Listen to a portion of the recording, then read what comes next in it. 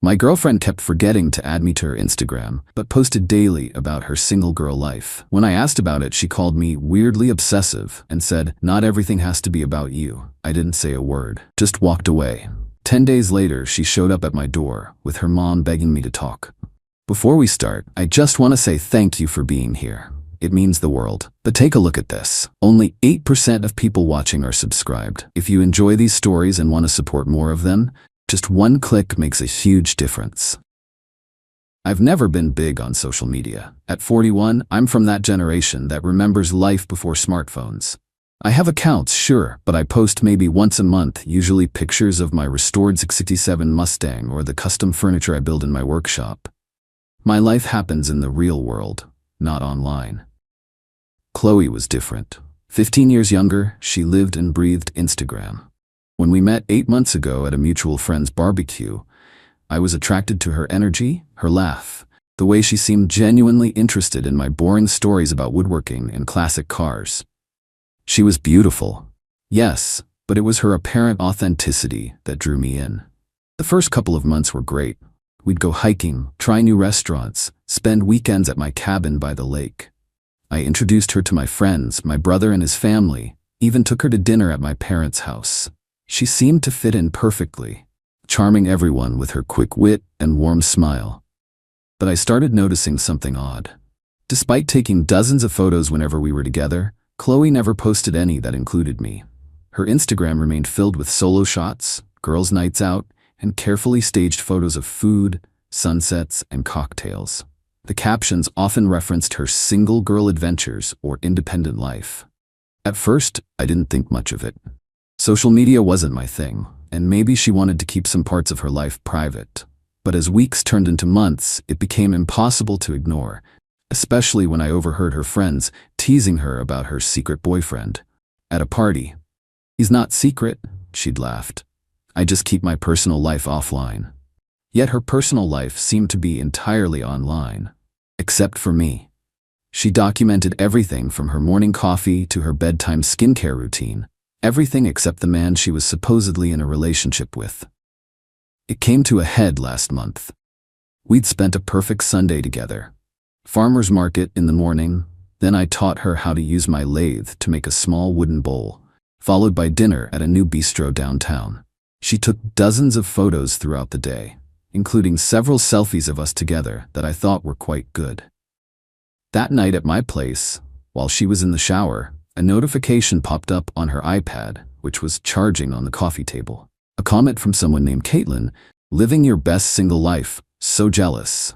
Curious, I glanced at the screen. Chloe had posted a series of photos from our day, the farmer's market, the wooden bowl, the cocktail from dinner, but none that showed me. The caption read, "Sunday Fun Day Adventures. Single girl summer, living my best life." When she came out of the shower, I decided to just ask directly. "Hey, I noticed your Instagram post about today. You used hashtags about being single?" She immediately got defensive. "Were you snooping through my phone?"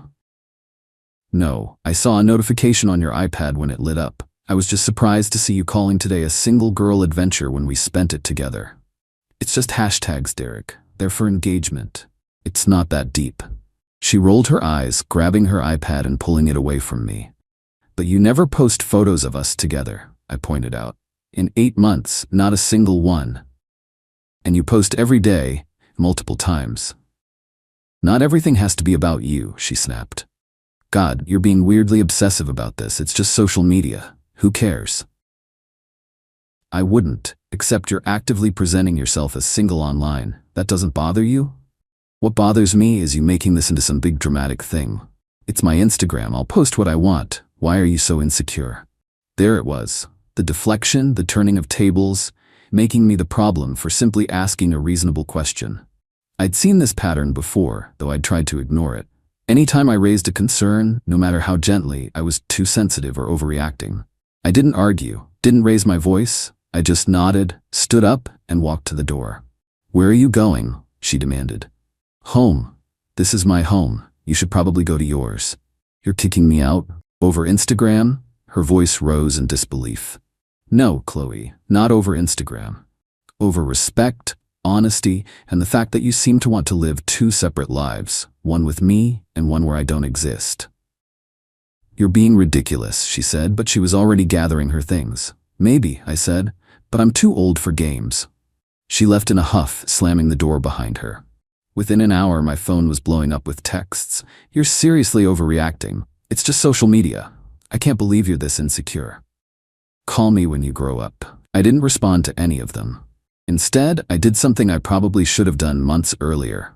I looked deeper into her online presence. What I found was eye-opening. Not only was she presenting herself as single on Instagram, but she had active dating profiles on 2 different apps. Recent ones, with photos taken in my house, wearing a necklace I'd given her for her birthday. I recognized the apps immediately because my younger brother had shown them to me months ago when he was single. Out of curiosity back then, I'd created profiles to see how they worked, though I'd never actually used them.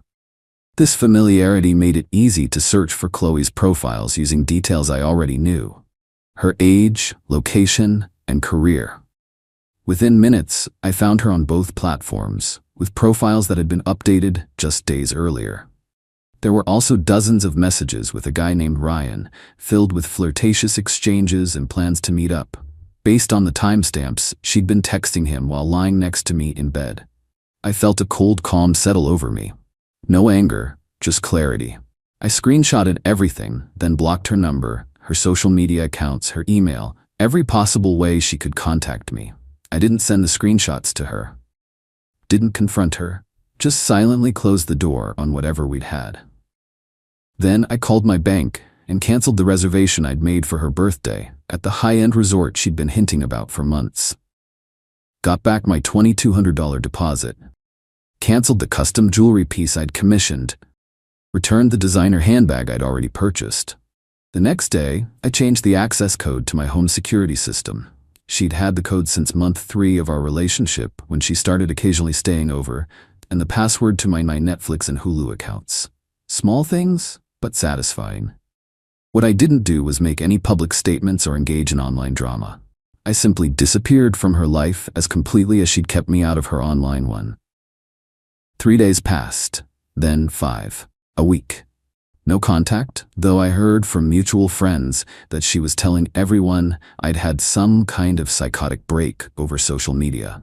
I didn't defend myself, didn't need to. On day 10, my doorbell rang.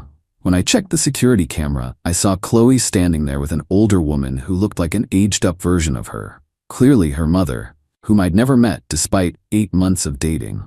I almost didn't answer. But curiosity got the better of me, so I opened the door but remained blocking the entrance. "Derek, please," Chloe started, her eyes red from crying. "You have to let me explain. This is my mom, Patricia. She wanted to meet you." Patricia stepped forward, extending her hand. "I'm so sorry we're meeting under these circumstances. Chloe's told me so much about you." "Has she?" I replied, not taking the offered hand. "That's interesting, considering she's never mentioned me to anyone online. In fact, she's been actively presenting herself as single while we were together." Patricia's eyes widened slightly as she turned to look at her daughter. "You said this was just a misunderstanding about some photos." "It is," Chloe insisted. "Derek's blowing everything out of proportion. He saw some stupid hashtags and freaked out." I pulled out my phone, opened the screenshots I'd taken, and handed it to Patricia. Dating profiles, messages with other men, posts explicitly stating she's single while we were in a committed relationship, or so I thought. Patricia's face fell as she scrolled through the evidence. "Oh, Chloe, those are private?" Chloe tried to grab the phone, but her mother held it away. "Not when they're publicly available on dating apps," I pointed out, "or when you're making plans to meet other men while in my bed." Patricia handed my phone back, her expression a mix of embarrassment and disappointment. "I think we should go, Chloe." "No, Derek, please. I made a mistake. Those profiles were old, I just forgot to delete them. And Ryan is just a friend. The Instagram thing is just for my brand. I'm trying to build a following, and single girl content performs better." "Your brand," I repeated flatly. "Well, congratulations. Your brand is doing great. Your relationship, however, is over." As I moved to close the door, Patricia put her hand out. "Wait, please. I understand you're hurt, but With all due respect, Patricia, this isn't about being hurt. It's about self-respect. Your daughter didn't just make a mistake. She deliberately maintained a double life for 8 months and then tried to make me feel crazy for questioning it. That's not someone I want in my life, regardless of how I feel about her. I closed the door gently but firmly, then watched on the security camera as Patricia led a sobbing Chloe back to their car. As they pulled away, I felt a weight lift from my shoulders. That evening, my phone started blowing up again, this time with messages from Chloe's friends, calling me heartless for humiliating her in front of her mother. Apparently, Patricia had been so disturbed by what she saw that she'd insisted on driving Chloe straight home rather than to the lunch they'd planned to celebrate fixing things. I didn't respond to any of these messages either. Instead, I sent a single text to our mutual friend Jason, who had introduced us. You might want to check out Chloe's Instagram, #singlegirlsummer. Then compare the dates of those posts with the times you saw us together as a couple. Within hours, the story had spread through our social circle. The friends who had been texting me angry messages suddenly went quiet. Jason called to apologize for introducing us, saying he'd had no idea she was that kind of person. 2 weeks later, I received a certified letter from Chloe containing a handwritten apology and a check for $2,200, exactly the amount of the resort deposit I'd lost and managed to get refunded. The letter explained that she'd heard about the canceled reservation from Jason, who'd mentioned the specific amount when filling her in on everything she'd lost through her deception. I tore up the check and sent it back with a brief note. My silence isn't for sale.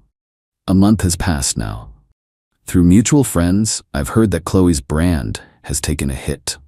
Turns out, many of her followers were drawn to her authentic single girl lifestyle content, and the revelation that it was all fabricated while she was in a relationship damaged her credibility.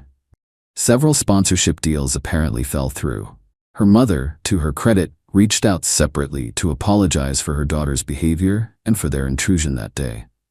I responded politely but briefly, wishing them both well, but making it clear that chapter of my life was closed. As for me, I'm doing fine. Better than fine, actually. I finished restoring the Mustang, took a solo road trip up the coast, and have started dating again. A woman I met at a furniture exhibition who actually asked to take a photo with me for her Instagram on our second date. Sometimes, walking away without a word says everything that needs to be said. And sometimes, the best revenge isn't about getting even, it's about getting free. Edit, this blew up overnight. To answer some common questions. 1. Yes, I know I should have seen the red flags sooner. When someone keeps their relationship completely off social media while documenting every other aspect of their life, that's suspicious. Lesson learned. 2. No, I didn't leak her dating profiles to everyone. I showed her mother because she came to my house uninvited, claiming there was just a misunderstanding about some photos. The information spread from there because, well, the truth tends to do that. 3. For those asking about the age gap, yes, 15 years is significant. But Chloe is 26, not 16. She's a grown woman capable of making her own decisions, not some naive young girl I manipulated. 4. The resort deposit wasn't the point. It was the principle. I don't want or need her money. 5. Several people have asked if the new woman knows about all this. Yes, I've been upfront about what happened, starting with honesty this time. Update. 3 months later, life has a funny way of coming full circle. Remember that custom jewelry piece I mentioned canceling? It was a bracelet with coordinates engraved on it, the location of the lake where I first told Chloe I loved her.